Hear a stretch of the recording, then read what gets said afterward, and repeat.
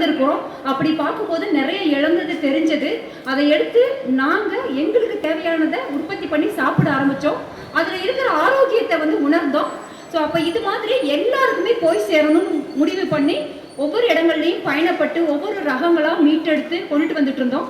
இது வரைக்கும் நிறைய தனித்தனியாக அங்கங்கே செயல்பட்டு இருந்தோம். ஒரே கருத்துடையவங்களா ஒன்று சேர்ந்து தமிழ்நாடு விதை சேகரிப்பாளர்கள் கூட்டமைப்பாக இன்னைக்கு வந்து இங்கே நான் நிற்கிறோம். ஸோ இந்த கூட்டமைப்புல எவ்வளோ பேர் சும்மா எண்ணி சொல்கிற மாதிரி ஆட்கள் கிடையாது. இது ஒரு மிகப்பெரிய கூட்டமைப்பு. தமிழ்நாட்டில் இருக்கிற நிறைய பேர் இதுக்குள்ள இருக்கிறாங்க. ஒவ்வொருத்தரும் எங்க தனித்தனியாக அவங்கவுங்க ஊர்களுக்குள்ள செயல்பட்டாலும் வெளியில தமிழ்நாடு விதை சேகரிப்பாளர்கள் கூட்டமைப்பாவே வெளியில வரதை நாங்கள் விரும்புகிறோம். இது இந்த கூட்டமைப்போடு சேர்ந்து எல்லாருக்கும் நல்லது செய்யணும்னு நினைக்கிறோம். உங்களால முடிஞ்ச அளவுக்கு ஒரு 4 மரபு ரகங்களையாவது காப்பாத்துங்க. நம்மளுடைய அடுத்த தலைமுறைக்கு விட்டுட்டு போகணும். இதுக்கு நீ